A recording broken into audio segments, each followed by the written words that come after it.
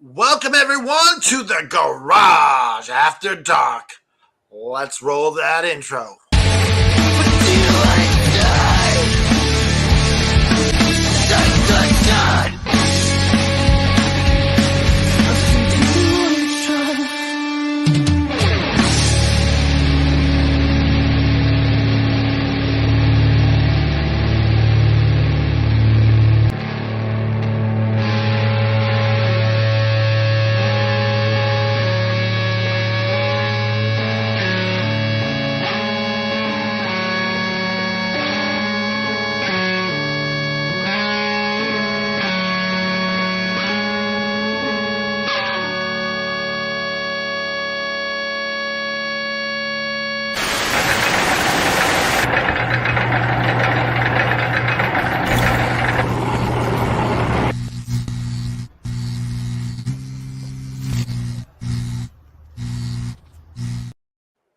Well, ladies and gentlemen, welcome. This is your June 8th, 2024 edition of The Garage After Dark here on the Effin' Wrestling YouTube channel. I am your Major D of the evening, the MC, Master of Ceremonies. Nobody can do it quite like me, right? Do we all agree with that? Nobody can do it quite like me. I am the Effin' expert. I'm Mr. Isaacs. And I'm, of course, the patron saint of professional wrestling. I am that gingered up, bubbly son of a bitch. I'm Canada effing dry, damn it. What happens here? What? Crackers and that make me thirsty. Oh, that's perfectly understandable. You know about a cracker, you're like, these crackers are making me thirsty. These pretzels are making me thirsty. Try it, even. Let's see yours. He didn't watch Seinfeld. He has no clue what we're talking about. Yeah, no, I don't know. These pretzels are making me thirsty. I'm starting to think that like every single week now we have a mandatory Seinfeld reference. Because I mean, we're not. Yeah, we're gonna have to make it. We're 2.5 minutes in, and we just made a Seinfeld reference. Yeah, we're gonna have to make Evie Joe like a homework assignment to watch at least 2 or 3 episodes. All right. Well, we come in a threesome. You guys know the deal. If you watch this every Saturday night, we're the best threesome every Saturday that you're going to find on YouTube by far. Our triangular partner down below, an American hero, an EVP, an awesome guy. Introduce yourself, sir. He's a freaking Marine. Yeah. Yep. I don't wear this hat for no reason. Hence American hero. That's why I introduce him that way every week. That's why I'm EVP Joe here, ready to talk wrestling after a great night, in my opinion, of wrestling. Compared to what we got last Saturday night, which was oof. Well, spoiler alert. I agree. This was a much better night of wrestling than last week. Last weekend had me almost wanting to hang up watching Collision every week. I'm just going to be honest. But and I would dare to say that this is so far on the other end of the spectrum good that I would say it would be in the top couple episodes of Collision of all time. It was good, yeah. I would say like upper echelon. Maybe top 10. I would say top 10. Yeah. Maybe next week we'd have a little special segment like top highlights from the first year of Collision. Since it's the 1-year anniversary. We could. If somebody or we collectively want to kind of compile. Well, no, we can throughout the show we can say we can each say like a couple of matches that we really liked. Oh yeah. I've already got 1 or 2 off the top of my head that I would throw out there for sure. Maybe what we can do is we can make our own Mount Rushmore of Collision matches. Ooh, that might be interesting. We'll discuss this more off air in the coming days, and we have a week we'll figure something out. Yeah, I think we can all come to consensus on like one of the 4 matches. Yeah, I think one of them happened here tonight. This has got to be on it.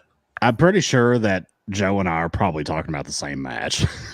Yeah, you guys are talking about the Bang Bang Gang match. Yes. Well, I would Yeah. say this comes close. Now, which match are you talking about on this one? It's the opening match of FTR and It was very Temple good. Grove. Yeah, it's definitely the best of the evening for sure. Spoiler alert. But we'll get there. We'll get there. We'll give A all of lot our of thoughts. wrestling to talk about. We'll give our thoughts on that match as we approach discussion of that match. But you guys know why we're here. We're here to discuss Collision. But I have some information for you. Throw it out. Yeah. Well, before we get started with Collision, let's just say, how are we doing tonight, guys? And what else do we want to talk about, if anything? Canada Dry, what's up, man? Well, we have someone backstage. Okay, bring him in. Him or her. So this is El Showtimo. Oh yes, El Showtimo. El Showtimo is backstage. So let's bring him in. I love having a Mexican wrestler on the show because it's just we've never had one of those. I always just talk to Brits. So like it's nice to talk to a Mexican. El Showtimo, welcome. Hey, senor, thank you for having me tonight. How are you guys doing? Now, are you half Mexican, half cracker? Or are you like full Mexican? No, I'm like Mexican Japanese. Oh, Mexican and Japanese. Oh. So you're Ultimo Dragon, basically. Yeah. Is Ultimo Dragon like your cousin or something? I believe there is some kind of connection between us two, but it's never been proven. He still hasn't submitted his 27andMe results or whatever you call that service. 24andMe or 23andMe? Yeah, that's it. That's it, senor. Your mask is kind of crooked. Right on. Is that on purpose? Other way, Showtime Shane. That's Showtime Shane. That's El Showtimo. Oh, El my bad. It looks Showtimo. like my bad. You get confused. You see the word Showtime in there? Yeah, like it's engraved in my head. I'm sorry. Now, El Showtimo, I have to ask you, because we discussed last week that you're more kind of an old school mat technician style luchador. So I'm just wanting to know, what is your finisher? Like, I've never seen you actually finish a match. I think every match I've watched you in, you've lost. So I've never seen your finisher, but what is your finisher? A top rope DDT. And then I turn that into a guillotine choke. Oh wow, that's pretty deadly. That's nice. That's badass. Awesome. So, since you are great at the guillotine, what did you think of Daniel Garcia's guillotine on the show tonight? To be honest, I didn't watch Collision. I was busy training Shane. That's acceptable. Okay. Yeah. Okay, so give us an update on Shane. How's he doing? Yeah, what's going on? Dude gasses out still too early. Absolute jabroni that blows up so easily. You put a little pressure on him and he cries instantly. He starts like, oh, no, tap. Is there any positives that you could maybe say about besides him being a bitch? I don't know if that's a positive. I don't know if it is. Well, I mean, he's not HIV positive, so there's that. That is a positive, that he's not HIV positive. Human or feline, to be clear. Yep. That's right. That's true. Showtime, here's a positive right here. Showtime Shane cured feline AIDS. That's news to me. I think there'd be some bigger issues at hand if, for somehow, Showtime Shane got feline AIDS. I'm just going to throw that out there. Well, he cured it. So how do you think he cured it? He got it on himself.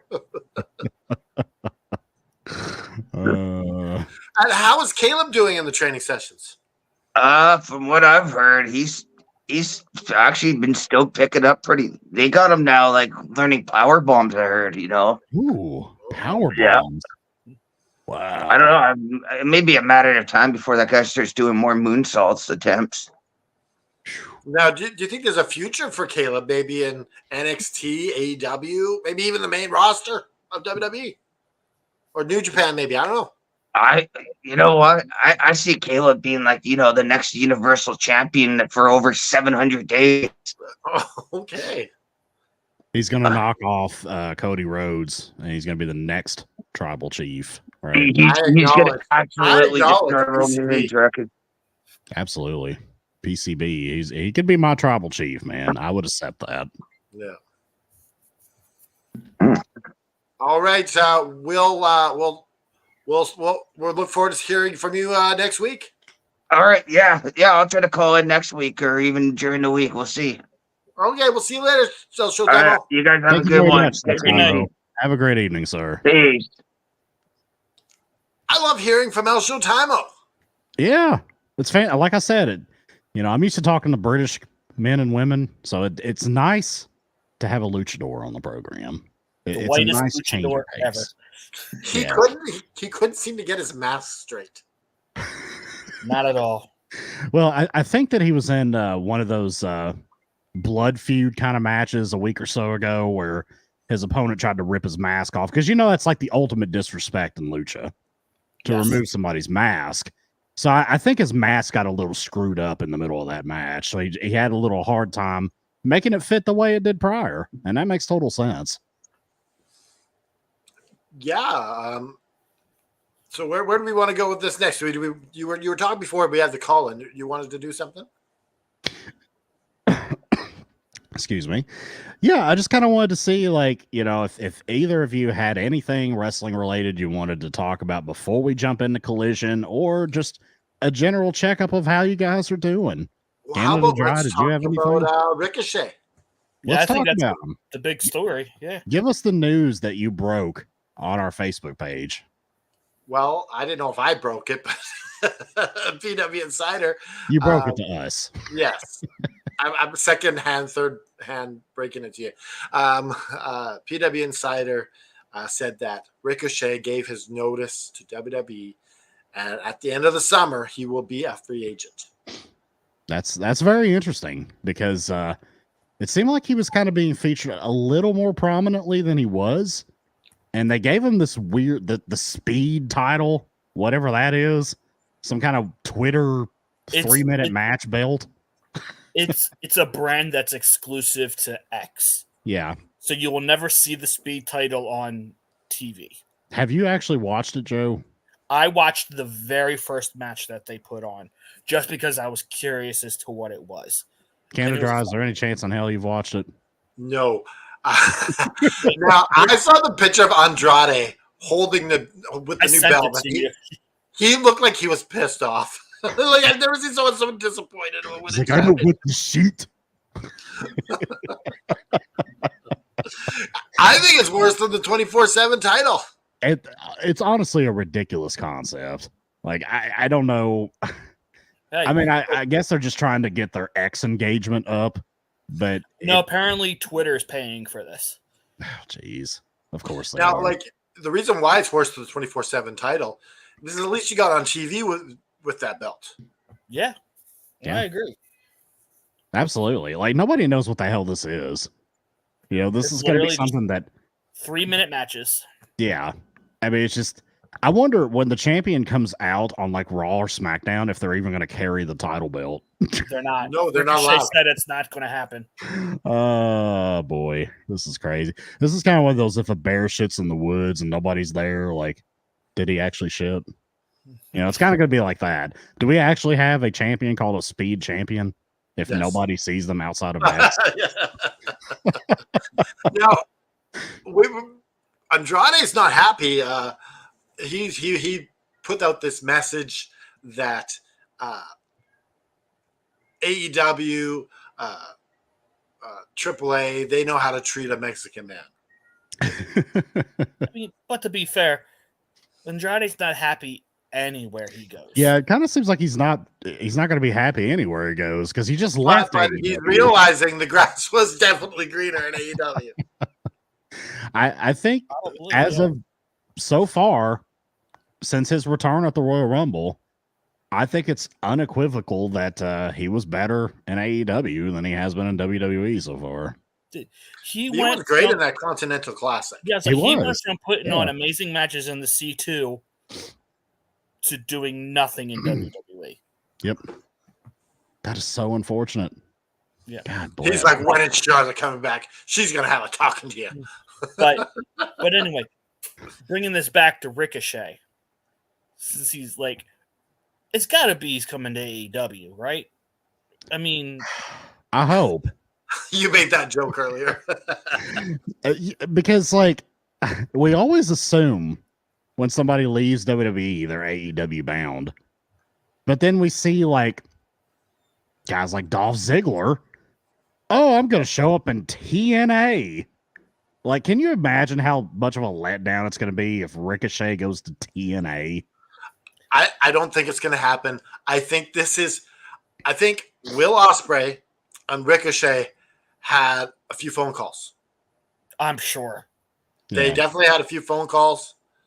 They've discussed this, and I think this is premeditated. I hope so. I hope he goes to, because I think Ricochet is tailor made for AEW. Like his look, his style, like that crowd's going to appreciate him a hell of a lot more than WWE. Imagine Ricochet with Ray Phoenix, Ricochet with Will Ospreay, I've seen him with Phoenix and Lucha when he was Prince Ricochet Puma. with Yeah, Kyle Fletcher. absolutely. I wouldn't- That'd be I would- great matches. Ricochet versus a healthy Kenny Omega. Oh, I think Ricochet is very underrated. And, you know, maybe I'm a little biased because he's a Kentucky guy. I'll throw that out there for full disclosure. You're not biased. You're allowed to say and that. there we forget this one. Ricochet versus Swerve, of course. You know what else I'm going to throw out there that I would like to see? Yeah. Ricochet and Ospreay versus the Bucks versus Oh my FTR versus the Lucha Brothers. Ooh. I mean, You talk about the craziest, like, ladder match ever. There was something I forgot to Altogether. mention on Dynamite After Dark. Go ahead. what's that? So Swerve had mentioned next time there's a AEW, someone chance to represent AEW, I better be in there. Mm. Mhm. So could he be part of a Blood and Guts coming up? Oh, he's absolutely going to be part of Blood and Guts. That was basically him saying, I'm the captain of Team AEW for Blood and Guts. Wow. That's going to be Who else would you put on that team? Danielson, is he available right now or is he out now? No, he's available. he wrestled on Wednesday, didn't he? Yeah, Yeah. I guess we were all writing him off with that surgery. Yeah, because we all thought he was going I to thought he was disappear. too. And then with FTR, the same thing. They cut that promo last week that made it sound like they were going away for a while. And then a week later, they're back wrestling in the opening match. They took some of Canada Dry's special elixir. They must have, because they made it sound like all these guys were going to disappear for a while.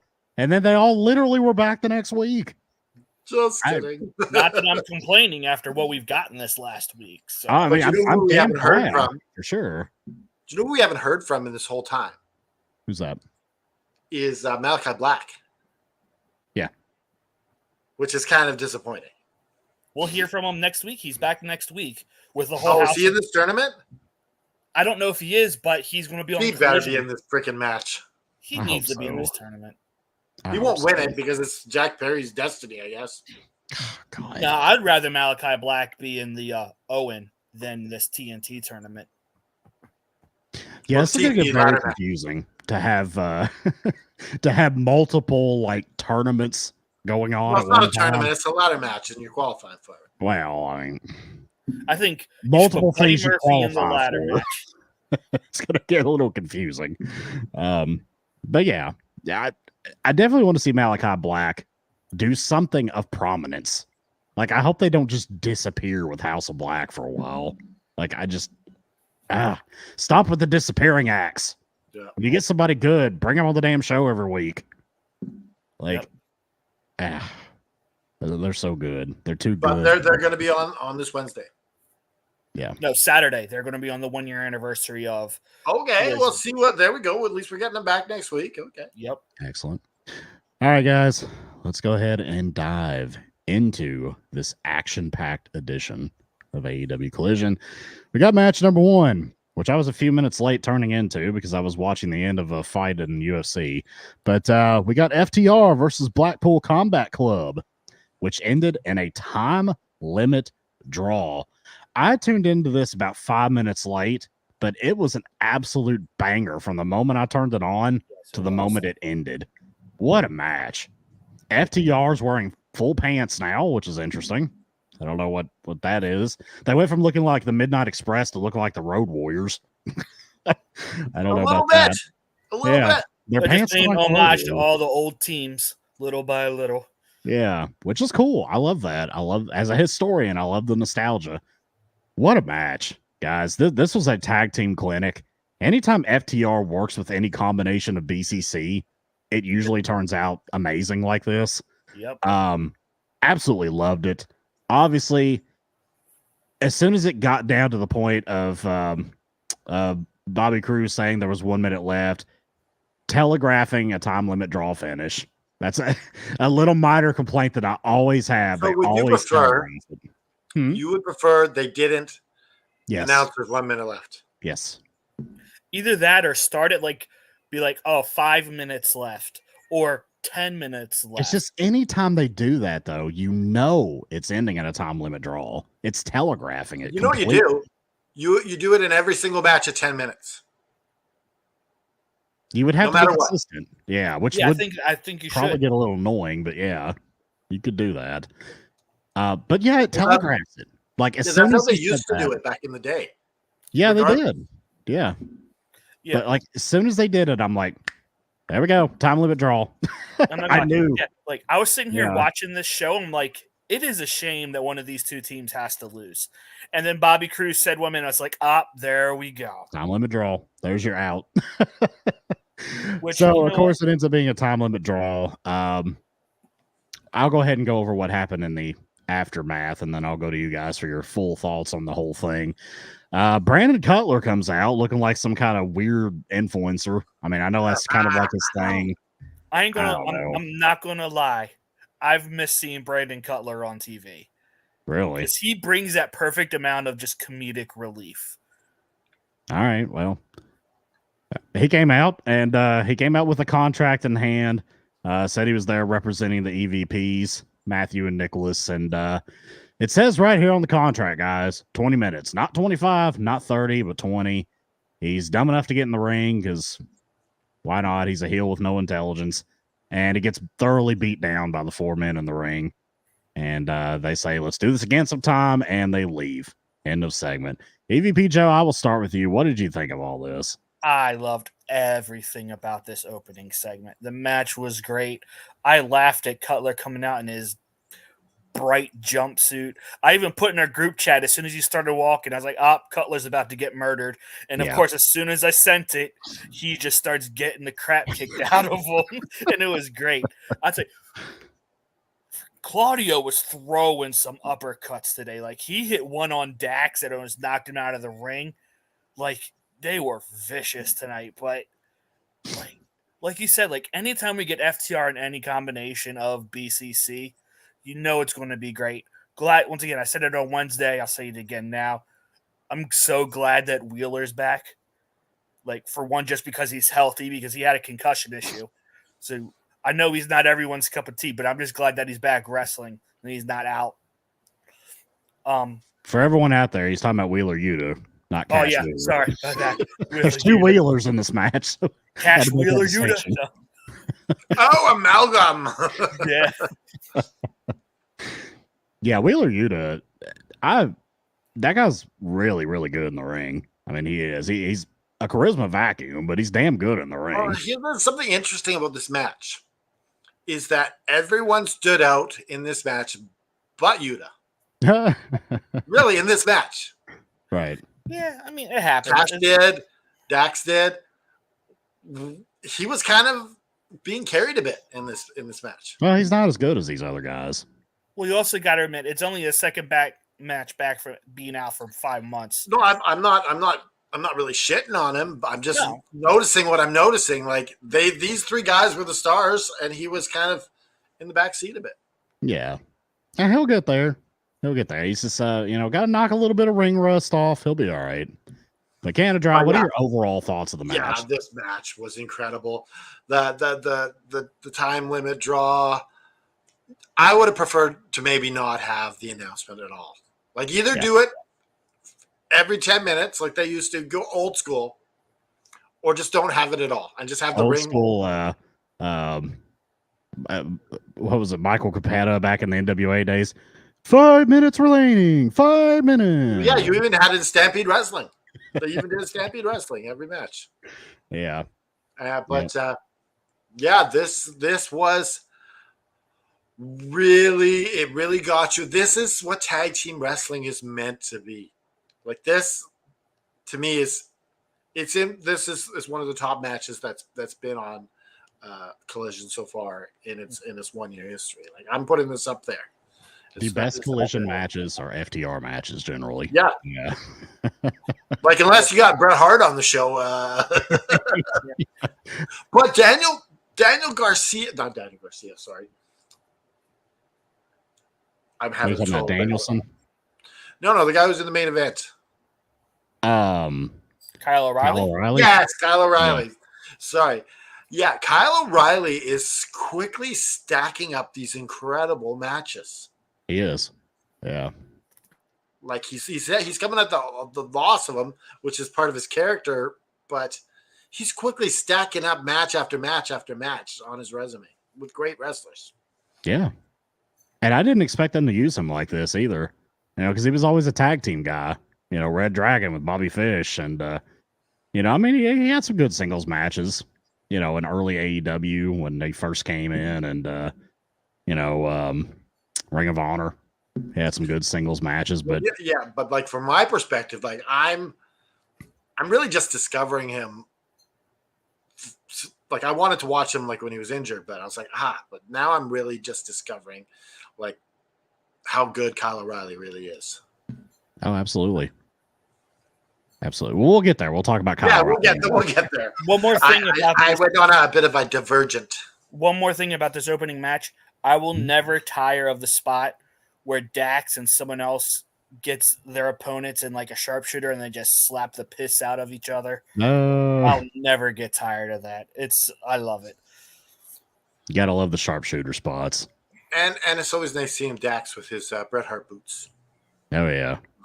Yeah, absolutely. Like, let's real quick. Like, honestly, take out your hatred for him. Does anybody do a better sharpshooter right now than Claudio? Because he just cinches it in and sits back, and he makes it look like it hurts. He does a good one. Yeah. Wow. Absolutely. Take away your hatred for him. Aaron's the Claudio hater, so I'll let him answer here. I haven't been hating on Claudio as much lately. Yeah. Well, I've enjoyed his match with Swerve. I enjoyed his gauntlet match that he was in. I enjoyed this. So Swerve's Claudio's on a bit of roll with me. See, I agree with you. Obviously. I think Claudio has gotten so much better on these shows in the past few months. Yeah. I'm with you. And I know you and I had talked about this. I'm with you. I didn't see what the big deal about Claudio was for a long time. But these past few months, he's been putting on some good shows these past few months. Yeah, I've been enjoying them. Well, moving on from there, we've got they've got a lot of notes here.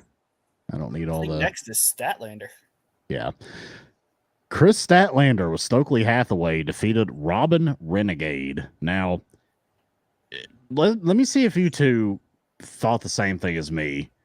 When Statlander first came out, my immediate thought was this revamped entrance, it's almost made to kind of emulate Jade Cargill. Like it kind of looks like the entrance that she had in AEW. The lighting, a little bit, yeah. The spotlight on her and everything. I just kind of wonder if they're kind of trying to like make her that new kind of like statuesque heel female that's just going to be a big badass heel. There's a big difference.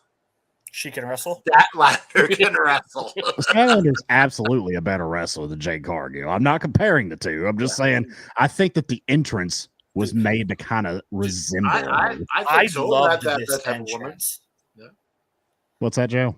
I love this entrance. Like I loved like the sketch artwork they had on the Tron in the back. Like just everything about it was awesome.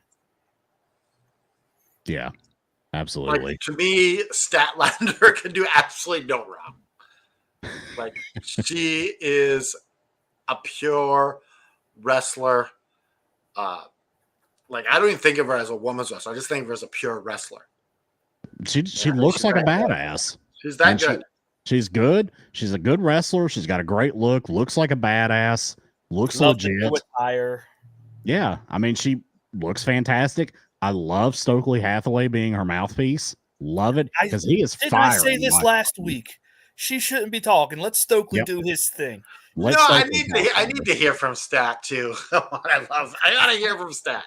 No, what? No, they're a team. They can go back and forth. I am perfectly fine with Stokely talking and her doing her poses and everything right behind. Come on, that would be like Jeremy's my mouthpiece because I'm so good looking. You know I'd be a damn good mouthpiece for you, though. Yeah, but I got a personality too. Damn it. Yeah, I understand that. I mean, let her say some things, but Hathaway should do the majority of the heavy. Oh yeah, like he's got so much to put into this. Like he could be the leadoff guy, and then she can say her a little bit. Yeah, absolutely.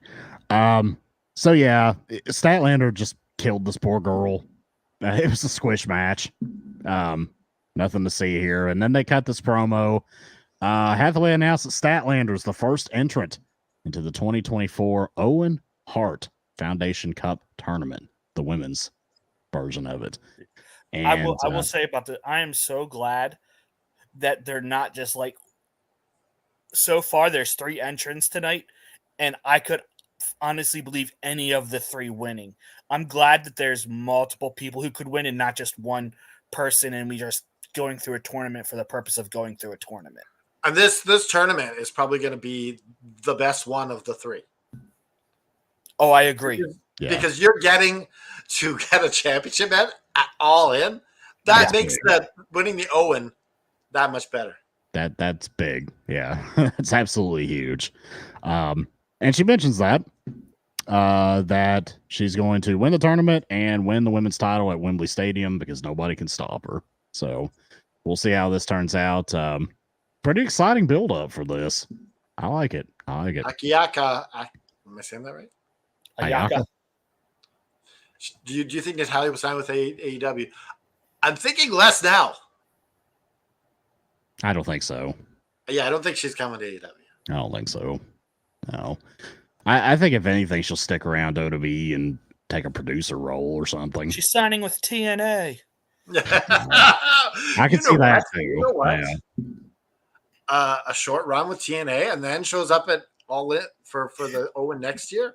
No, hilarious. She signs with TNA and is part of the invading force of TNA into NXT.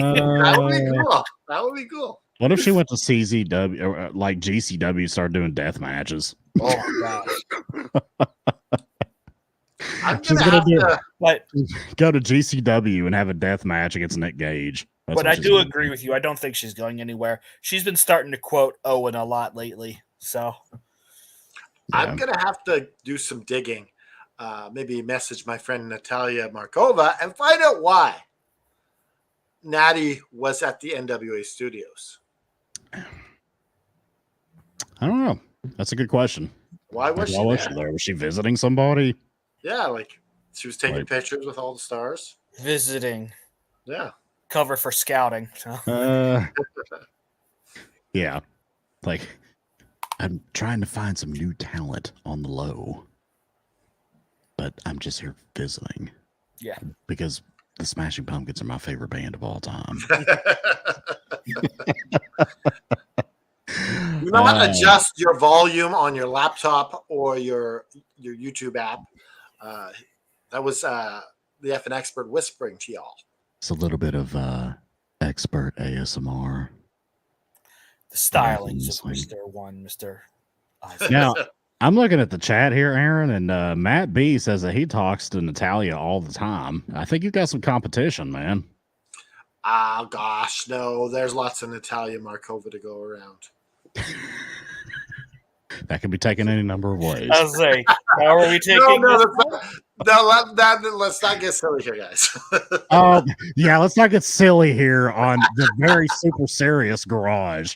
Yeah. Yes. After dark. We have a commercial then. We come back and Lexi Nair is waiting to get some words from Willow Nightingale. on the Chris Statlander situation, Nightingale announced her entry into the Owen Cup. That's what she called it, the Owen Cup. She can call it the Owen Hart, whatever. And hope to see Statlander there. And when asked why she's there tonight, Nightingale said she would keep an eye on the action, foreshadowing like a mofo. Dun, dun, dun. So can I throw something out there to you guys? Yeah. So they are really pushing this whole like Willow is only there to get to Stat. What if Willow loses in the first round and they play up the story of her looking past it and she's just so obsessed with Statlander? I don't like that. I don't like that idea. What about you, Aaron? Do you like that? I don't know. I think that I just want to see where this goes. I just want to wait and watch. I'm only thinking because it's a way to keep those two away from each other longer. Yeah. Assuming one of these two ladies, assuming Stat doesn't win the Owen. I'm saying this match goes down since it's such a long build at All In. Or All Out. They could also do it All Out. What about All in the Middle? Yeah, Dynamite. All Dynamite. I don't like that PLE. We're all in, we're all out, we're all in the middle, right smack dab in between. At least All In and All Out is not a week apart this year. So yeah, that was absurd. You got Will Ospreay. You got Will Ospreay and Swerve fighting each other at their next PLE. PLE. No, PPV, sir. We don't do PPVs, but thanks for correcting me. You guys are gonna wrestle on the next PLE. Oh, good old Bully Ray. All right. After that, just quickly on Bully Ray.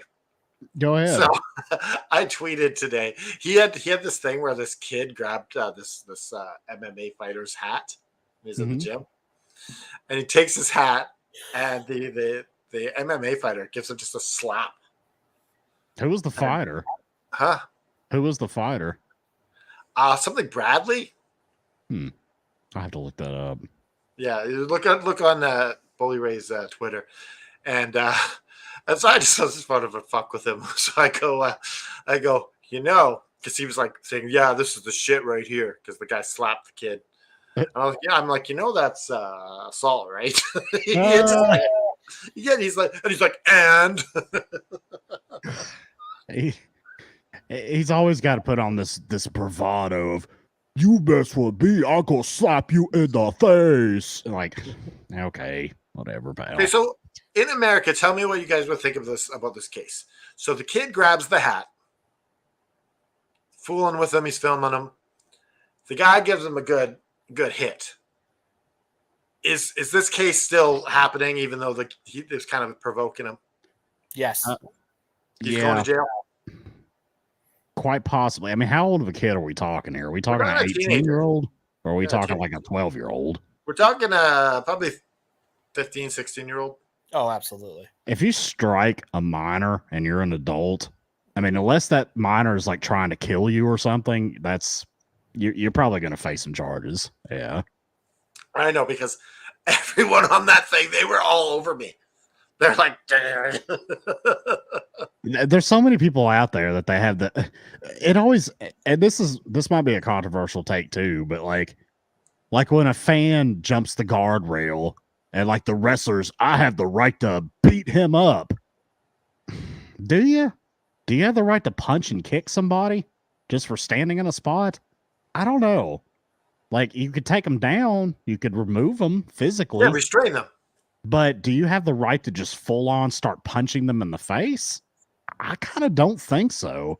I kind of think that's still assault. What do you guys think about that? That's a tough one, because it's I think I tend to agree with you, Mr. Isaacs, but at the same time, I would want to put myself in that position with the adrenaline rush. I don't know what I would do. Well, there's the real fear that people who are jumping the guardrail have a weapon and they want to stab you. Sure. Yeah, Or maybe like, a gun. You never know. Yeah. I And mean, that's a So that's what legitimate it is. fear. It's just about protecting yourself and the ones you care about in that ring. But from a legal standpoint, yeah. you know, if I'm at the grocery store, right, and some asshole gets into an argument about something with me, and then he just all of a sudden takes a couple steps my direction, can I just deck him to the floor then and say, well, I didn't know if he had a knife in his hand or something? I mean, I guess it all Would that depends on still the fly? state. I think it depends on the state because you have stand your ground laws. Here in the Which we States. have here in Kentucky. We have a standard ground law. Yeah. I think if there's a plausible reason for you to fear for your life, Yeah. then I imagine you would be justified. Yeah. Now Matt B says, "What if the wrestler starts to fight with the fan and the fan is defending himself?" Well, that's different. That's what we call a plant. But no, often you saw that guy. I forget who it was. He gave the fan a headbutt. Well, there was that incident with Punk from a decade ago in WWE where he backfisted a guy in the face and broke his glasses because he heard somebody say that let's shove him down, and he turned around and backfisted the guy, broke his glasses. Turns out it wasn't even the guy that said anything to him. I mean, Really? well, that's dumb. You shouldn't be escalating if someone's saying just saying words. Like that's pretty stupid. On You guys don't remember that? This was back in like I don't know, like 2012 or something like that. Sir, all due respect, I can barely remember this morning. Well, look up CM Punk punches fan and crowd WWE. I'll have to look that up. You'll find it because it was a big story. Yeah, and like I don't guess the guy kind of took it as a badge of honor, I think, because he took a picture of his broken glasses and put it on Twitter and like kind of laughed it off. I was like, okay. I'm like, dude, you have money coming to you. Dude, I've got a souvenir. Punk broke my glasses. Like, I don't know. He was probably drunk and didn't care. Talked about Bully Ray. I know a couple years ago in ROH before it was bought out. So this is probably like maybe 5 years ago. But this is when he was also dating Velvet. Was it Velvet Sky? He dated Velvet Sky. You're talking about the Mandy Leon incident? Yeah. Yeah. Well, there was fans saying stuff, and he was telling people like, "Oh, bring him backstage. Let me have 5 minutes with him." No, sir, that ain't your role. No.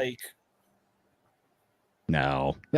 He always tries to act like he's this big badass that he's just gonna beat you up if you say something about him. Like, I don't know. I don't like the guy because he always presents himself that way, and I just don't like that. I don't like guys that act like that. I used to like him. Like, I used to listen to him on Busted Open all the time. But ever since he's been on this Legends contract with WWE, dude, like, I can't stand him anymore. So is he different since he from previous incarnations? What was that? Is he different now than before the Legends contract? Yes, absolutely. At least in my opinion, he is. Would you agree with that, Jamie? I don't know. I quit listening to Busted Open pretty much when he joined. I don't like his voice. I don't like his. I don't want to hear what he has to say. Honestly, I'm just not a fan. So I don't mind I Mark used to Henry, listen to it a long time ago, but I don't even have Sirius XM anymore, so I don't listen to it. I don't have it anymore either, but like I used to all the time. Yeah. Never was a fan. He always I never liked his interactions with fans, and like he's one of those guys that's always talking shit, talking down to the fans all the time. You know, like I never liked him as a singles wrestler at all. It's like he doesn't realize like it's the fans who made you, buddy. Like he was a main eventer in TNA. He was like the number one heel there during that Aces and Eights storyline back when Hogan was there. Remember they had that god awful. Like, he was really good during that. Yeah, he was. I mean, I'll give him his due. He's a talented guy for sure. He's also just a douchebag. He's just kind of a douche. Yeah. And if you go back and look at some of the things that he said to females in the crowd when he was part of the Dudley Boys in ECW, I would imagine it was way worse than what that Ring of Honor fan said to Mandy Leon. Oh, yeah. I'm just going to say. I just want to remind the people watching at home right now that we have a special surprise at the very end of our show. If we ever get there. If we get there, there's a special surprise at the very end of the show. We're on what, match number 3 here? Yeah, should probably get going. 45 minutes in.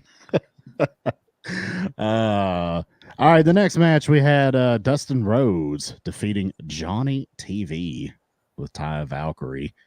It was nice to see these two. You know, a couple of veterans here that I've always liked. I've always enjoyed watching Johnny fill in the blank, whatever he calls himself this week, and Dustin Rhodes. I've always been a big Dustin Rhodes fan. I love his work. I love the way he throws punches. His stuff looks stiff and snug, but safe. Like, I've always just been enamored by his in-ring work. This was a damn good match. Taya gets thrown out. You know, she did a good job selling, being upset about being thrown out. I thought she did a good job here. But yeah, this was a good match. It was a fun match. And I was extremely shocked that Dustin Rhodes won a match in AEW. Yeah. Like, I was not expecting that at all. I thought for sure Johnny TV was going over here.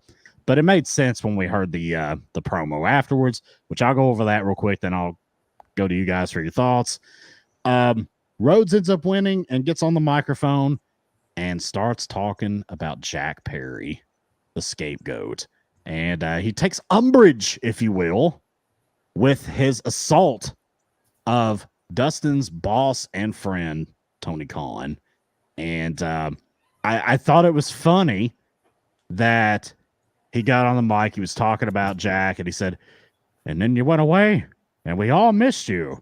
And then you heard a fan in the crowd say, no, we didn't. You know, we had to try not to hold back laughing at that. I thought that was fantastic.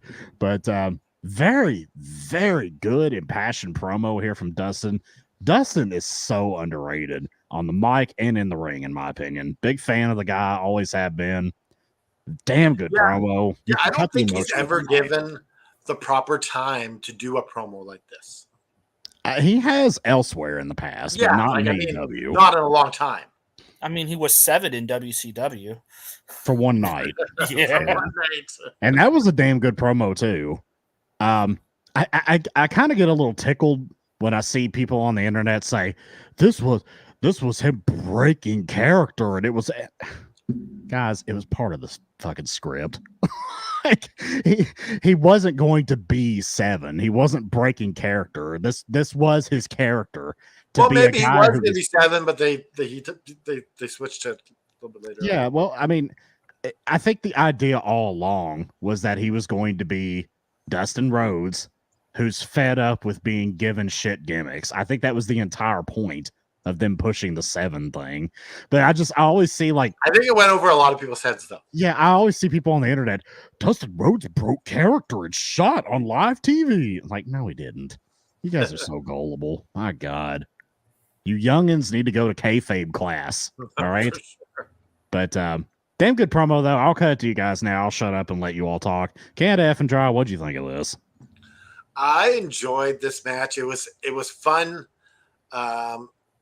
I was cheering for Johnny TV, actually. I gotta be honest. I was cheering for him because I'm like, he seems like he needs a W. He's damn good. Yeah. But I enjoyed Dustin and Johnny TV. I enjoyed the interaction between Dustin and Taya Valkyrie. Yeah. Like, I found that entertaining on its own. That was cool. Taya Valkyrie, I'm enjoying her actually as the manager. Like, she's just being a little bit of mouthy little. I love she did great here. I thought she did great here. Yeah. Yeah, and that promo by Dustin, like, we all thought that he was possibly retiring, which makes me think. Joe and I were talking before the show started. Makes me think that we're maybe looking at maybe another one of these in maybe a month or two, where he actually does leave the boots in the ring. Yeah, it's possible. I mean, he has his wrestling school. It's got to be close. I mean, he's in his 50s now. You know, I mean, I first watched this guy wrestle in like I don't know, 1990 or something in WCW when he first debuted. I mean, the guy's been around forever. Like, He's wrestling in 5 different decades. Yeah, it's unreal. Absolutely. Like, it seemed like yesterday he was Gold Dust and he was the Intercontinental Champion. Yeah. And I love the fact too that like in interviews, you know, he said when he agreed to do Gold Dust, he didn't even know what it was. Yep. He said that he's like, Vince McMahon called me and he said, Dustin, I want you to be androgynous. And I didn't know what the hell androgynous was. I looked it up. Oh shit. EVP Joe, what'd you think of all this? I want to be honest, like this match just didn't do anything for me. Mm. I think it's because I know how good Dustin is and I know how good Johnny is, and I think I expected more from them. Like, if this felt like a relatively, to me, there were some really clunky spots in this match for 2 veterans. And then the promo afterwards is like, it was okay. It just, I mean, I think it's the smartest thing in the world for Jack Perry to be working with Dustin Runnels. I think he's going to Dustin's going to make him look like $1 million. Yeah. It's going to hurt my soul a little bit to see Dustin job the Jack Perry. I'm not going to lie. But it's going to happen. We know it's going to happen. And it looks like I'm winning the bet right now, Mr. Isaacs. What's the bet? Well, we were just talking about whose star's gonna be bigger. Yeah, we were debating. Oh and this yeah, has was gone it back. Jack Perry or Austin Theory? Yeah. We'll see how this Jack Perry thing works out. I mean, Austin Theory is one of the tag team champions on SmackDown. Let's not forget that. Which means absolutely nothing. The one who keeps being made look a fool while his tag team partner is getting wins. It means more than what Perry's doing right now. We'll see what Perry does, though. Yeah, but at the same time, Austin Theory's stock is not where it was. No, he was a Vince guy. There's a lot that's changed since we made this bet. A lot. Yeah. The Punk thing happened, which benefited Perry. Hey, I didn't tell him to choke him. It's not my fault.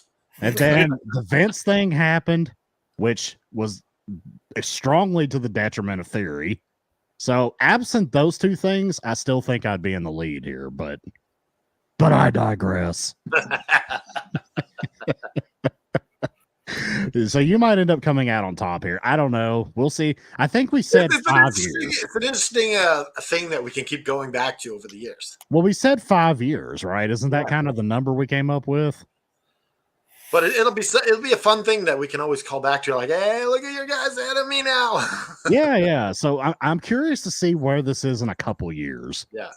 Watch in a couple years, these 2 will probably be wrestling in a high school gym somewhere. We're like, see, my guy's he's in a senior high school. Your guy's only in a junior high school. My guy jobbed in front of 50 people. Yours jobbed in front of 25. Well, next week. But yours lost to Chris Statlander. Next week, my guy's wrestling in a joint junior and high school building. So there's that. Who's your guy? I don't know. Like, you want to bring someone into this comparison? He hasn't come around yet. You need to come up with, like, this could kind of be like a 3-way horse race here. You need to come up with your guy that your kind of obscure low to mid card guy that you think could elevate to being a star, and we'll all 3 have a horse in the race here. Should it be from a different company, or where should it be from? You can be wherever you want. He has to be like a mid card that has potential. Yeah. Oh God. Who should I pick? Well, you could ponder that for a while. You don't have to give us an answer right away. You can pick Wheeler Yuta. Yeah, I'll take Wheeler. Okay. Okay. Let's just throw that out there. I think that's fair. I think we won the race. Oh no! You know what? Can I change it? What is it? Can I take Daniel Garcia instead? I think that's a good pick. That's a good one. That's an actual good one. Yuta was a shitty pick, but this one's actually good. I think Darcy is a good I pick. was worried about him with that wheels pick. When he told me, I was like, okay, Aaron and I have got nothing to worry about. I was like, I think And we won. Watch 3 years from now, Wheeler Yuta's AEW World Champion. Oh man, no. Can you imagine in 3 years Wheeler Yuta will be AEW champion and Jack Perry and Austin Theory are going to be working like Louisiana GCW. championship. I think wrestling. if Wheeler Yuta is the world champion, we have other problems. Like what the hell does this thing become? Wheeler Yuta is the world champ. Oh my god! All We right, were trying something. Hey, we don't know what the next couple of years are going to bring. All right, WCW had David Arquette as their champion. they Okay, did. stranger things have happened. And he was on my list. He was a movie star at least. Yeah, at least he had some celebrity. I mean, he was banging a chick from Friends. This guy over here, the F and expert, he had Vince Russo on his list, so he also got a world champion. Yeah, Vince Russo. Vince Russo was WCW champion, legit. Yeah, so I think we need to come up with who was the better champion: Vince Russo, WCW champion, or Vince McMahon. He was ECW champion, right? And he was WWF champion. Yeah, Wasn't he he? was world. Yeah, he was WWE champion once too. Yeah. I think that's always. I don't even know. Bad. I don't That even was know. so bad when he was the world champion. Is there any tangible data to actually have this conversation? Well, there's some nerd out there. It's gonna be like, well, actually, if you look at Nitro's ratings, Vince Russo drew more as champion, bro. well, Russo put butts in seats as champion. actually, Vince Russo was champion for 37 nanoseconds longer than Vince. Oh, Oh my god, this has gone off the rails. We see a video package highlighting, and this is the Observer's notes, the chiseled jaw and the technical ability of Zack Sabre Jr. Did they discuss his chiseled jaw? I don't remember that. But anyways, Sabre said does he look like a Ken doll with blonde hair? He does. He does. You want to talk about someone with no charisma? Zack Sabre Jr. was born with no charisma at all. Like with all due respect to, like my pal Liam loves him because he's a Brit, but I mean, he's a phenomenal wrestler. I've always thought he's overrated. I'm sorry. Like, I think he's okay, but the guy looks like a stick with a blonde wig on. And he doesn't do anything that wows me. He just kind of like the Bryan Danielson match. That was just okay. Yeah, it wasn't nothing great. I didn't care much for it. I really didn't. If you ask me, I always thought Timothy Thatcher worked that style better than Zack Sabre Jr. Honestly. I mean, they both do that same kind of I'm a catch wrestler, I'm just going to hold you on the ground and submit you style. And I think Thatcher was way better at it than Zack Sabre Jr. Just my personal opinion. But anyways, he said he's coming to Forbidden Door. And he challenged Orange Cassidy to a match. Yippee. All right. Moving on. We've got the Premier Athletes. Again, they took Tony Nese's name and just gave it to two other schlubs. Tony Nese and Ari Daivari with Smart Mark Sterling defeated Trent Jordy and Dante Leone. This is a squish match. This was a good. squish. I missed this whole match because I was getting a drink. Yeah, they looked good. They did. They looked good. They those guys railroaded those dudes. jobbers. They sold they did a great job. Props They to those did. jobbers. Absolutely, they did. There's a reason why the Premier Athletes had to look good right now. Okay. Why? Because 15 minutes later, they got destroyed in the back. Oh. I was like, why? What's the We'll get reason? there. We'll get there.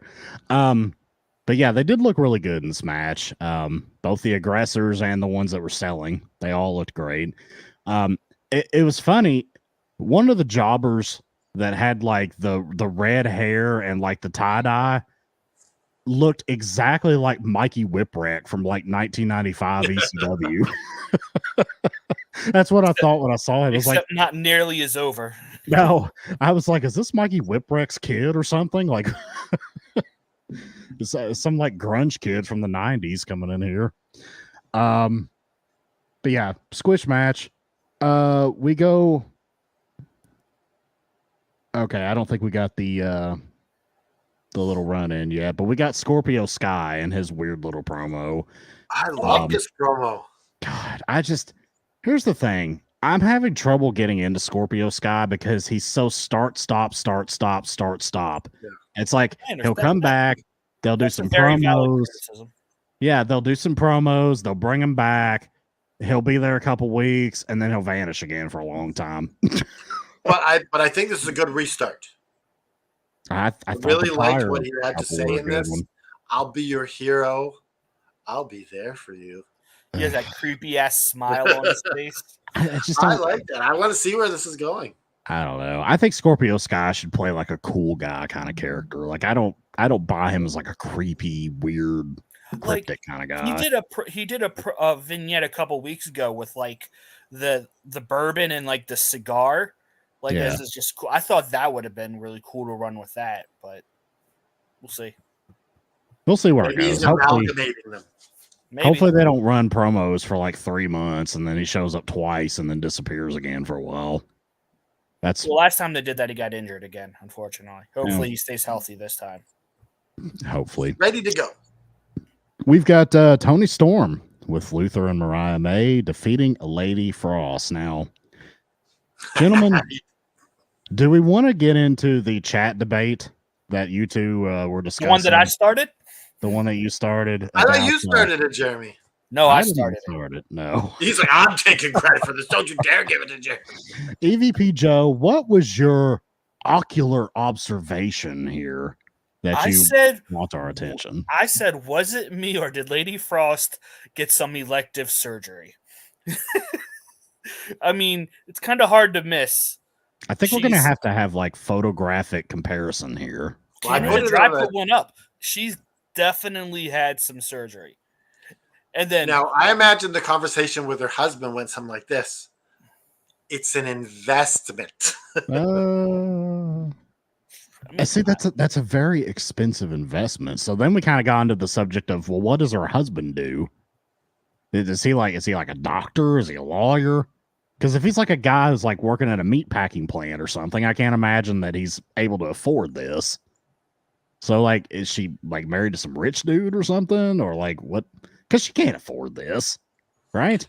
I think there's a medical that where your insurance provides for it. If it's no. If it's hurting your back, you can get breast. No, that's the other way. That's the other way. Never. Yeah, you're going the opposite direction there, Canada. My back hurts. I need boobies. I don't know how that works in Canada with your all's national health service, but with us, our private insurance will not pay for anything cosmetic. Now the doctors in Canada they'll be like, oh, I understand what the problem is. You need breast enhancements. I don't know why the Canadian doctor has a British accent. Sure, it works though. I mean, hey, yeah, it's because you. I know what the problem is. You live in British Columbia. Yes, British Columbia. Jeez. Which allows me to occasionally drop out the British accent. Anyways, this was an okay match. Better than I thought it would be. Storm ends up getting the win, of course. Hey, Michael, thank you so much. Hi, guys. Up, Hi. Thank you. Thanks for the you know what? We're doing our Chris Jericho too. Hey, Mr. Isaacs, I figured it out. I think Lady Frost's enhancements gave her the confidence to wrestle better. These will put me over the top. I would always. I mean, 20 years ago in WWE? Yes. And they double as chest padding. I would think it would hinder you physically a little bit. Like, do you know the UFC fighter Misha Tate? Yes. Fought Ronda Rousey a couple times. Yep. She had breast implants. And when she was training for a fight, one of them popped. I can't imagine that's any good. Yeah.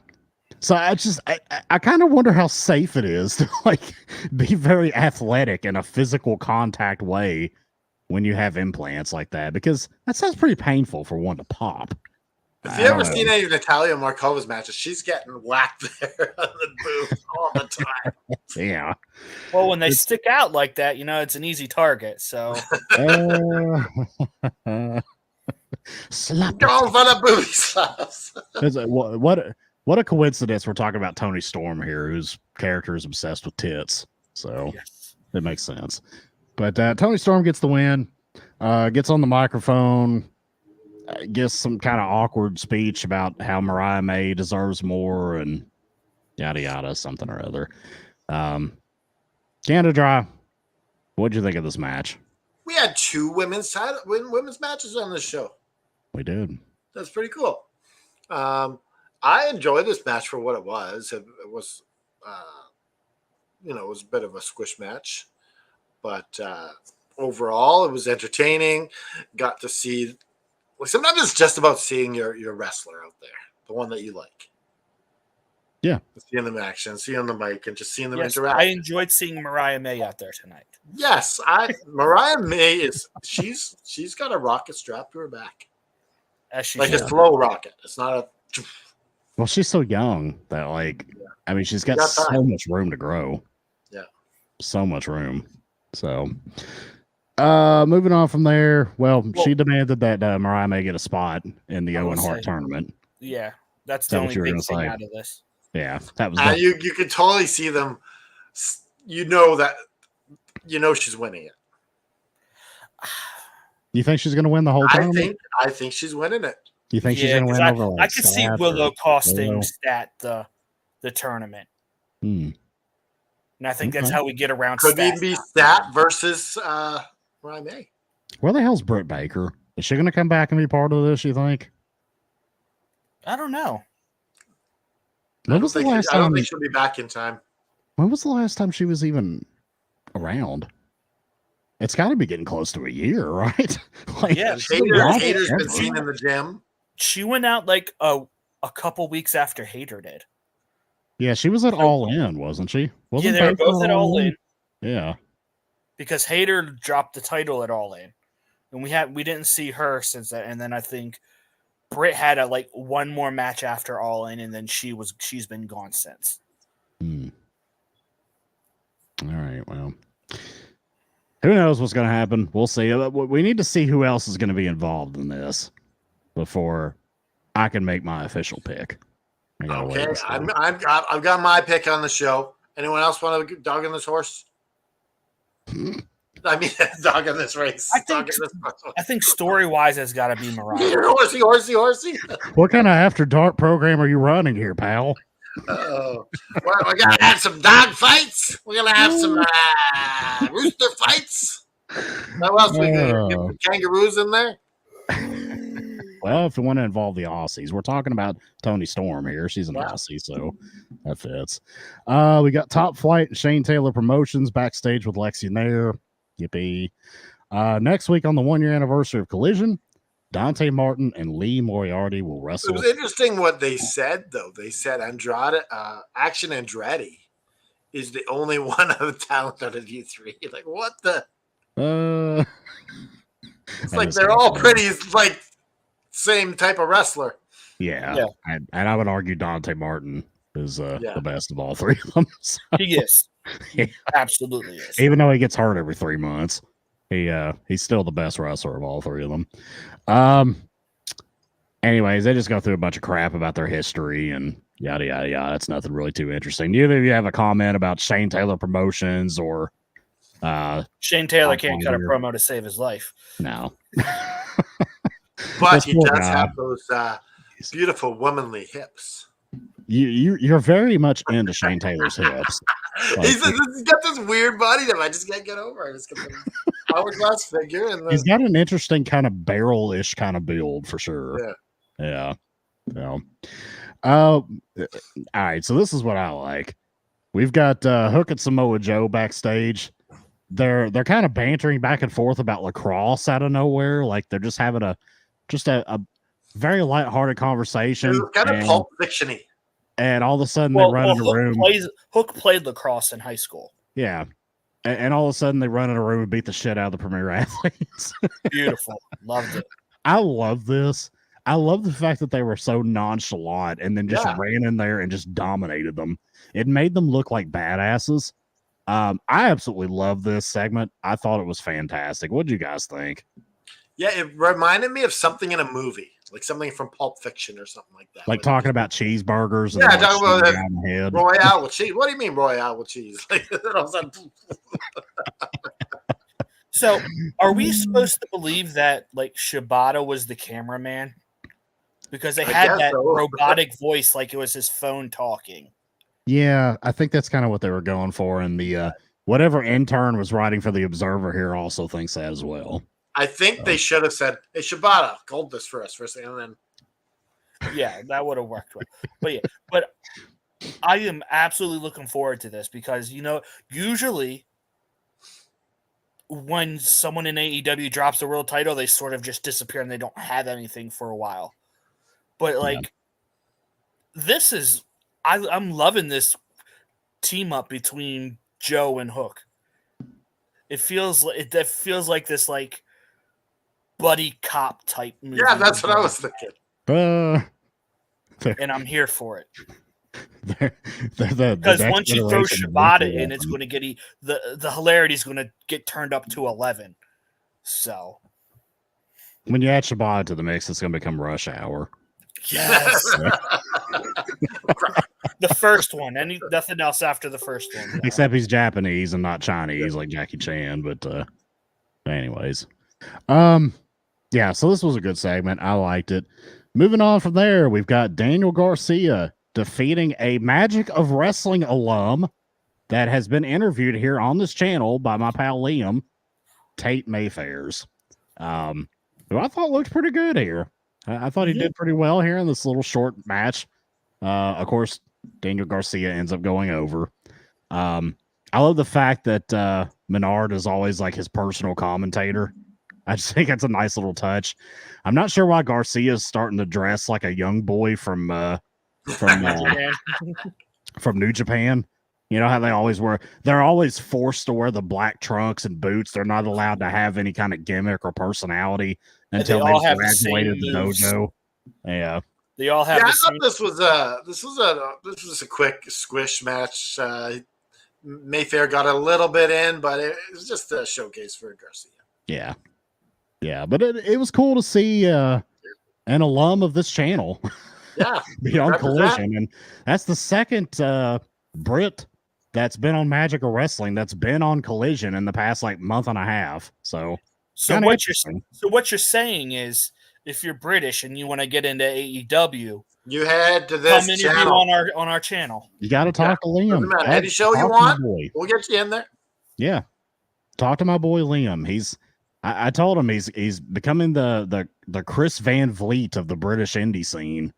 Like all of them are coming through his interviews here on this channel, and eventually he's going to talk to somebody that's going to be the next like Osprey or British Bulldog or someone like that. We were talking, and he messages 15 wrestlers a day. Oh, I know. He puts in the work, man. That's commitment. He's very like Liam is very committed to his craft here. Like it's just a passion, like this isn't like a job, but he is so passionate about it and he just puts so much effort into it. Like it can't be overstated. Like the guy does a hell of a lot of work and it's awesome. My problem is I have a certain star level that I can't go below.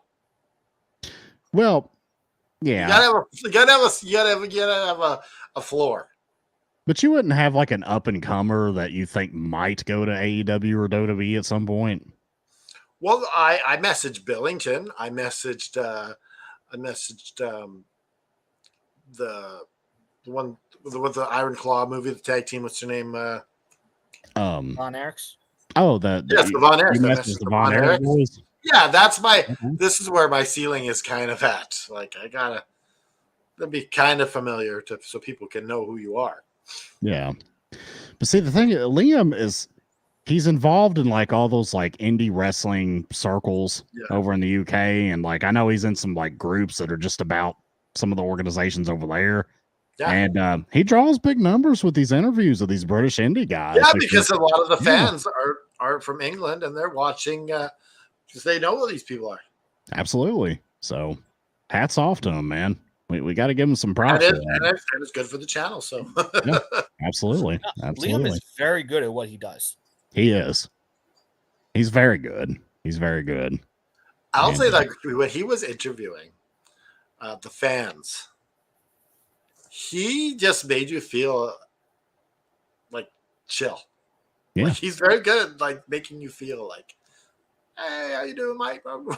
absolutely, man. Like when I did my show with him, the very first one, it just felt like I was just talking to a good buddy of mine about wrestling.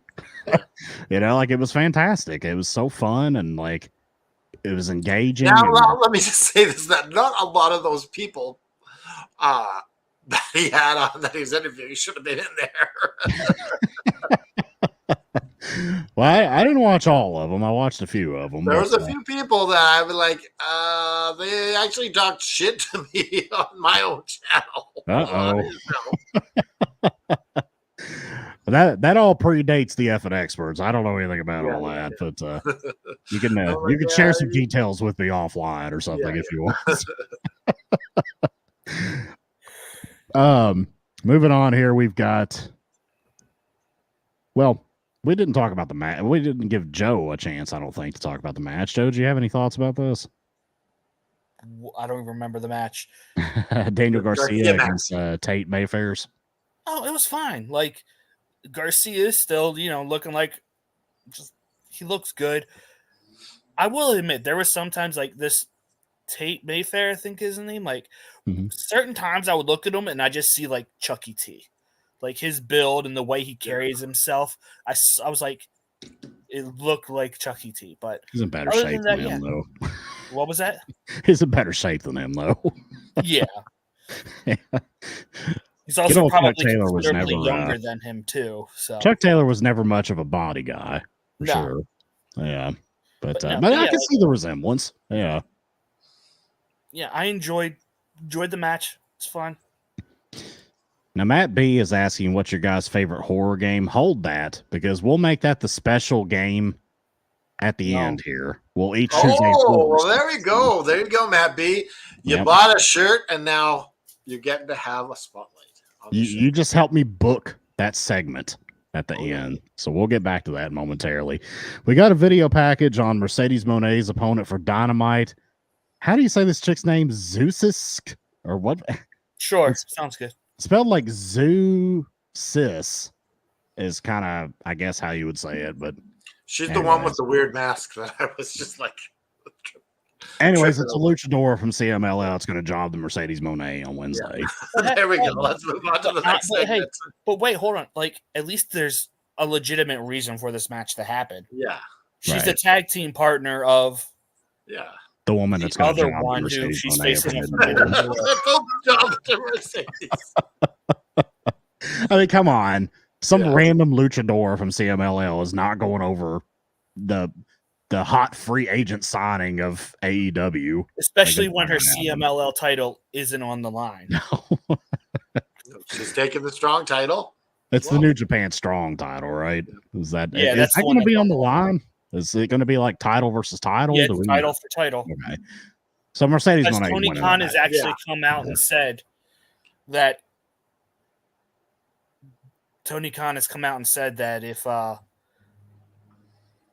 if Mercedes loses the title on Wednesday, then her Mercedes match versus what's her name will just be for the New Japan Strong Women's title, and then Zeusis will have a match.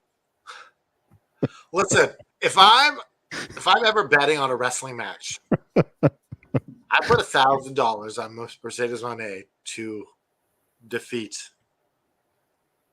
whoever the hell this person is. Zeusix. No. I'm done with the one at Forbidden. Oh, Stephanie Vacker. Yeah. Vacker. Yeah. Vacker. I don't know, whatever. Or something, I can't pronounce it. All right, what do we got next here? All right, moving on. Get a little bit of a rundown of what's going on. Dynamite. Orange Cassidy's backstage with Lexi Nair. He's frustrated that all of his friends were gone, and some of them are now trying to hurt him. God, what a shame. And now he's got Zack Sabre Jr. knocking down his door at Forbidden Door. He's knocking down the Forbidden Door. See what he did there? Yeah. And he left for the main event. And yeah, I guess that takes us to the main event. We've got Orange Cassidy versus Kyle O'Reilly in the main event spot here. I will get your guys' thoughts on this and then circle back to me. EVP Joe, what did you think of the main event? I enjoyed this match. Like, Kyle O'Reilly, has always been one of the people I've enjoyed watching all the way back to ROH. His I know we mentioned he's always been a tag guy, but he has some really good solo work in ROH. Him and Adam Cole in ROH after they broke up as a tag team and feuded over the ROH title is phenomenal. They had a match over in Japan at Wrestle Kingdom. Yeah. And Orange Cassidy is a great wrestler. Do I get tired of his shtick a little bit? Yes. But with that said, I'm hoping we get some more character development out of both of these guys, because it definitely feels like Orange Cassidy is giving up the laissez-faire, whatever attitude for a more edgier attitude, which I'm here for. And like I said before, if this doesn't lead to Kyle O'Reilly turning heel, I don't know what they're doing. So, all right. Canada F and Dry, what'd you think?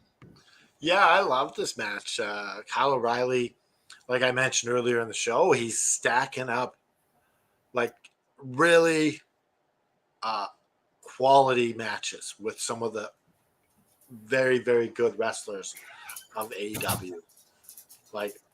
This is a murderer's row of wrestlers that he's been fighting, and all of them have been bangers, to steal from Sheamus. Banger after banger after banger. And he hasn't won any of them, but he's so damn good that it doesn't hurt him. But this is the story, and I think this is the plan all along.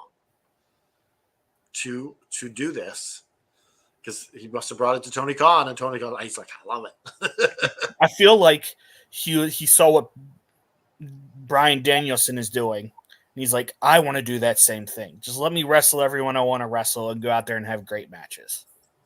Yeah, and he's succeeding. I thought this was a very good match too. You guys know I'm not the biggest Orange Cassidy guy. I don't like his gimmick. I don't like his look. I don't like his shtick. I don't like the hands in the pockets. It just always adds such a goofball, cornball element to all of his matches that I just don't like. But Kyle O'Reilly's amazing.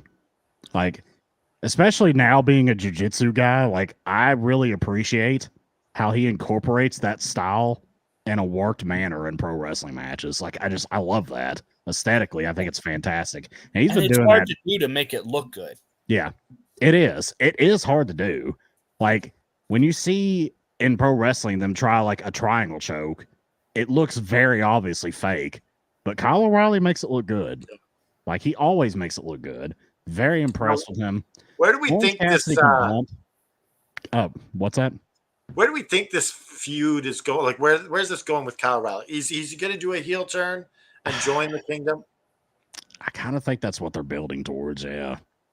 I don't really want to see that. I'd rather him stay solo and be babyface, but I don't know. I kind of think it hurts him to be with the Kingdom, because he's really creating his own star right now, even though he's I think it would hurt him because he wouldn't put on matches like this if he joins the group.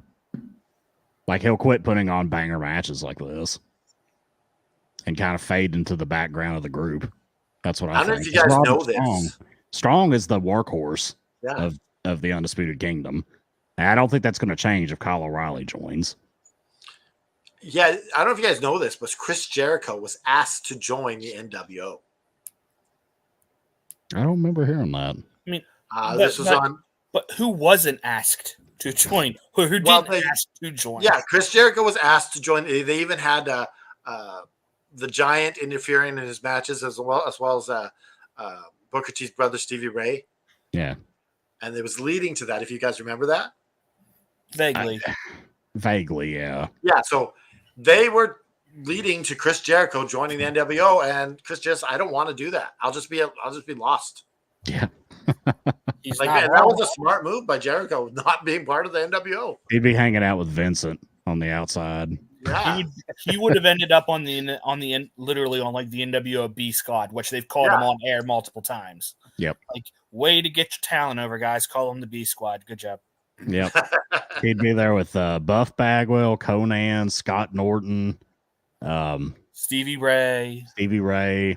All those guys were part of that lower echelon of the NWO. Yeah. And then eventually they just got completely kicked out. when the Wolfpack became like the main NWO of Hogan and the Outsiders, they're just the rest of you guys, you could still wear the NWO clothes, which you're not really. And then it was just like, it doesn't exist. It just faded up to nothingness. But after the match is over, obviously Orange Cassidy gets the win here. We see Statlander come in, and Willow comes out and chases Statlander away, which is interesting. So we got our little moment here of Willow and Statlander kind of, having a stare down a little bit. Yeah. We didn't really talk about the moment where Kyle O'Reilly had to think about whether he's coming back or not. Oh, yeah. Yeah, go ahead and talk about that. Give your thoughts on it. Yeah, he was just sitting there thinking about it. It was a nice little tease here. Like, wait, is he not going? And then he's like running in. Like that. I love shit like that. Yeah. I think I told you guys this before we went on the air. Like, I half expected like the Undisputed Kingdom to stop him from saving Orange Cassidy. Yeah. So we'll see where this goes. I also thought it was interesting. It seemed like they were teasing a hug between O'Reilly and Orange Cassidy because they were both in opposite corners, and that's how they always do the thing where they walk to the middle of the ring. I wonder if they're going to build up to that or not. I don't know. Another interesting thing. This is the first time Kyle O'Reilly didn't shake the hand of the guy who beat him. Yeah. Yeah.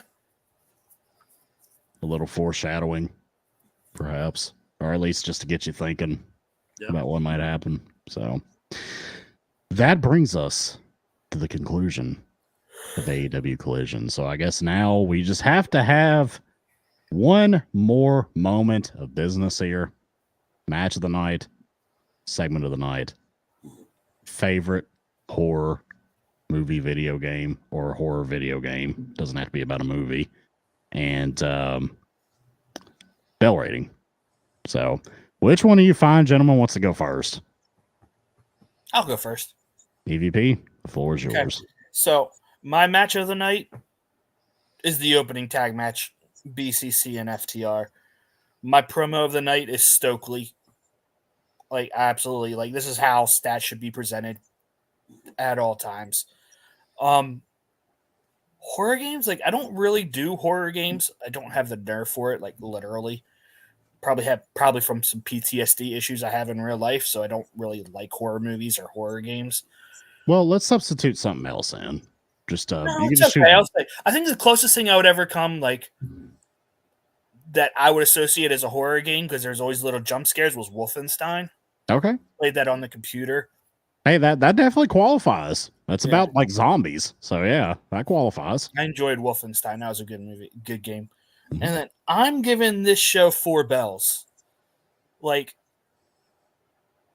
it is crazy how night and day this show was from last Saturday night. Yeah. So yeah, like I said, the only thing I really didn't enjoy on this show was Dustin Rhodes and Johnny TV. Everything else I thought was great to really good. So. All right.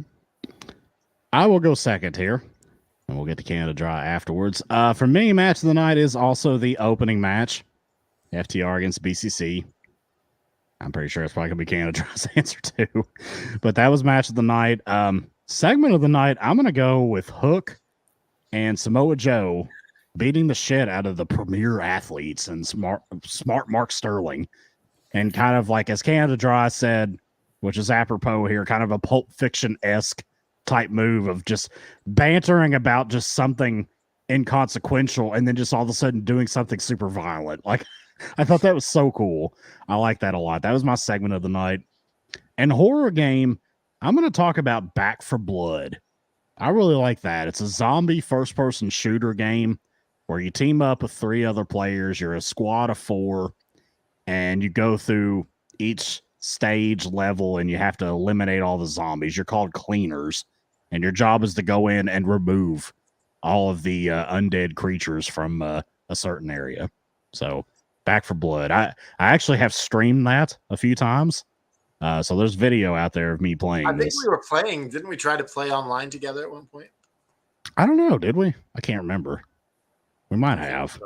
But I have a few videos on my personal YouTube here of me streaming that if anybody wants to see what it looks like. But yeah, Back for Blood. That's mine. Star rating, I'm going to go 3.75. Thought it was a very good show. Didn't quite hit that 4 strata for me, but just slightly below it. That opening match just was absolutely fantastic. Main event was really good too. My criticisms of Orange Cassidy aside, this was a solid show. I don't think it was quite enough for a 4, but I think it was very close. So 3.75.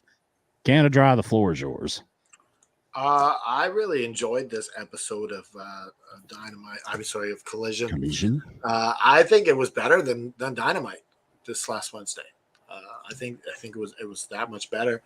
The match of the night, clearly the tag team match between FTR and the BCC, and my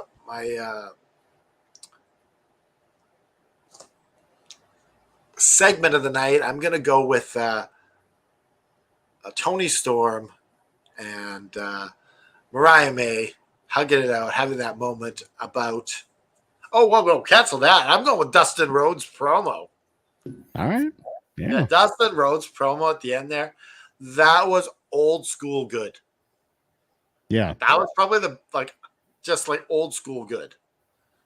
Like that to me, I'll rate that promo alone like a 9. So the show overall, I really enjoyed it. Like every moment of it, nothing was wasted. Even the squish matches I enjoyed. I'm giving this a 4.21. All right. BVP, our mathematician.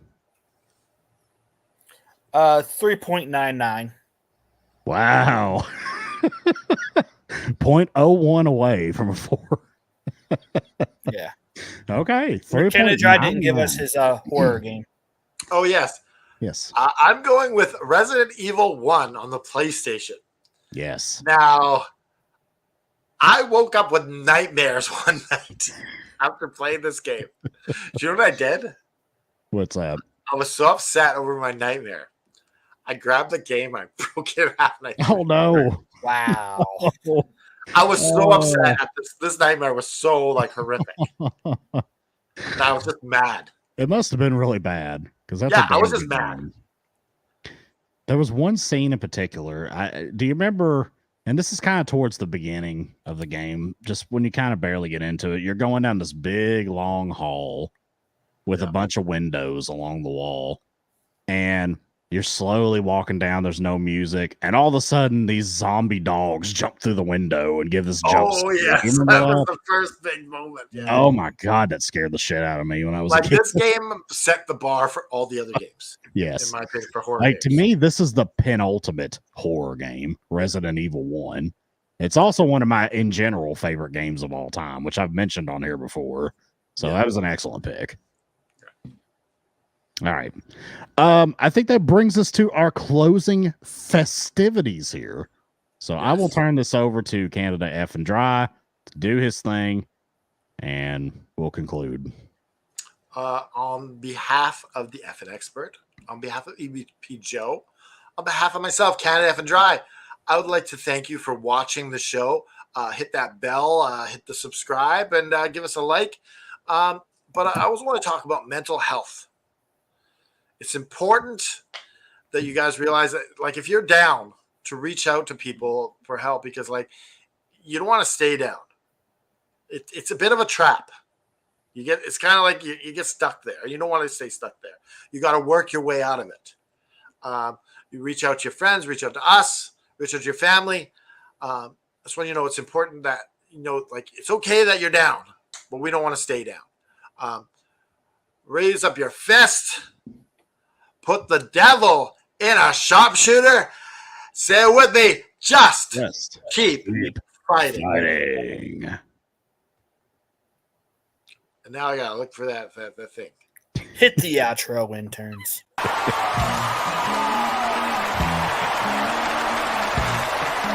This has been an effing worldwide media production.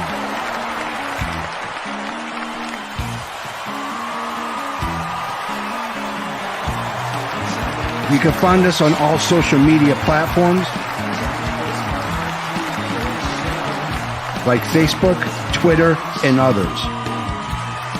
Head over to our YouTube channel at youtube.com/effing wrestling. And while you're there, click like and subscribe. Want some swag? Head to our store at prowrestlingtees.com/effing wrestling. You can find all these links and much more at our awesome website, effingwrestling.com. As the JFB always says, you can book it. As I promised at the start of the show, we have a special surprise for you.